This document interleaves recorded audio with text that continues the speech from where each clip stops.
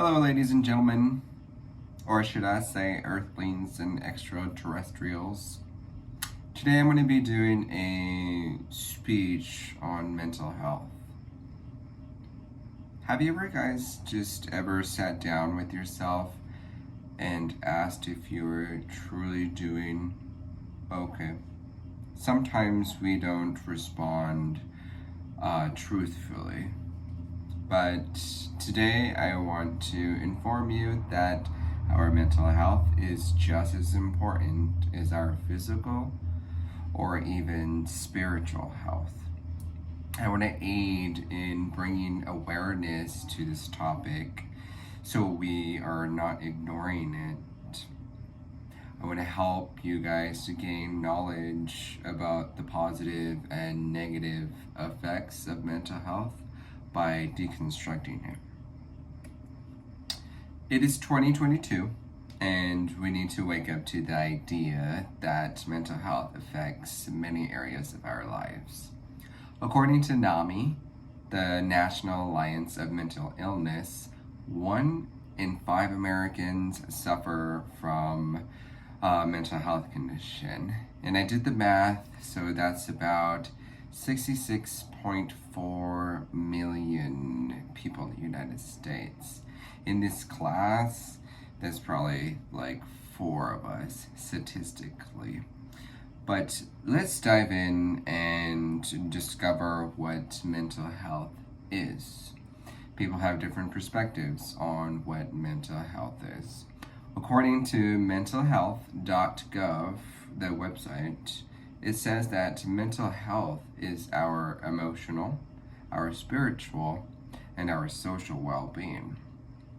Just by knowing that, I can identify that it impacts us internally and externally.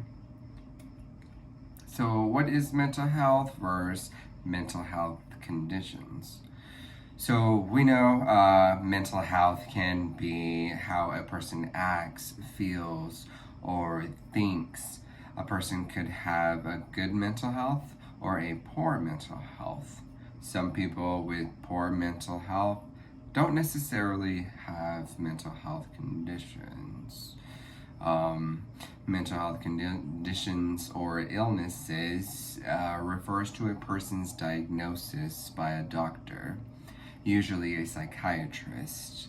We know popular ones such as depression, anxiety, PTSD, or bipolarism.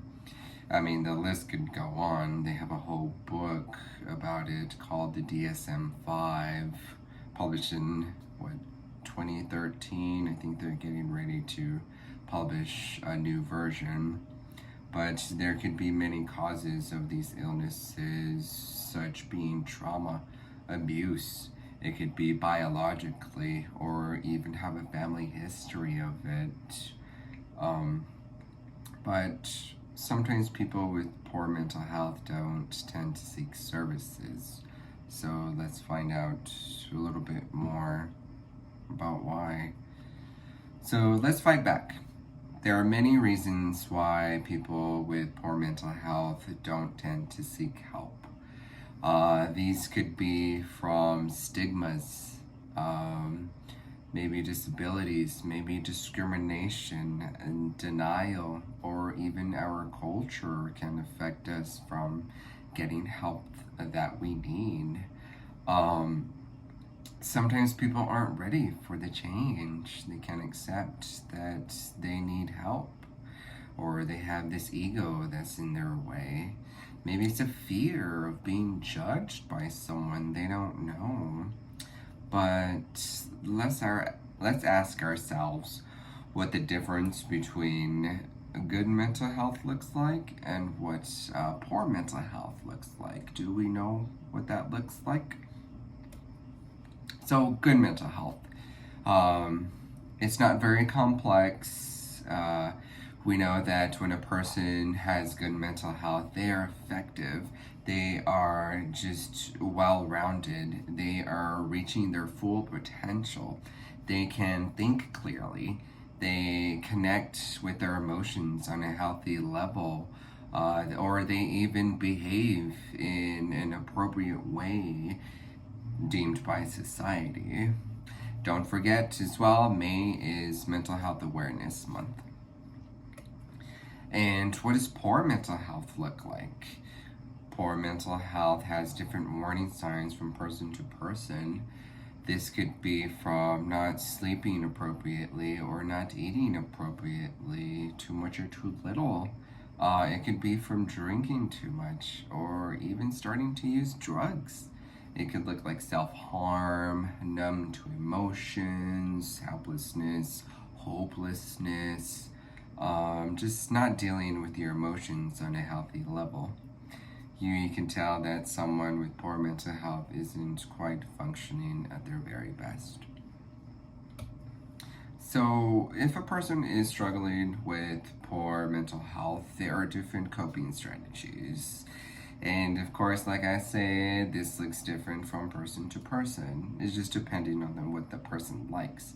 It could be sleeping properly, getting enough sleep, eating properly, eat your 3 meals a day, new hobbies, or, self-care. Maybe it looks like taking a bath or putting on your favorite face mask, taking yourself to the movie, or cooking something nice for yourself.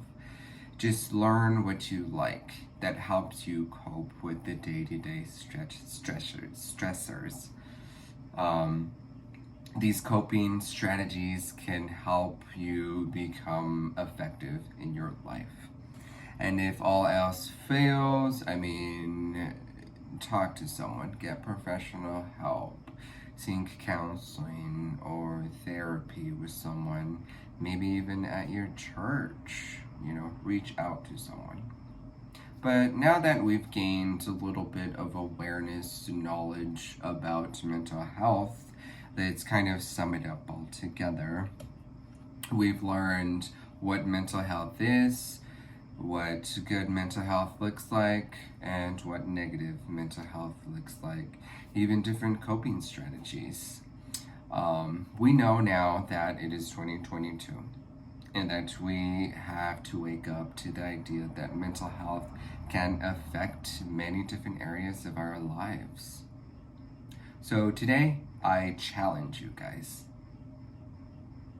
Ask yourself, are you doing okay today? Or even ask someone else if they're doing okay today. Reach out to someone, a friend or family member, and check to see if they are doing okay.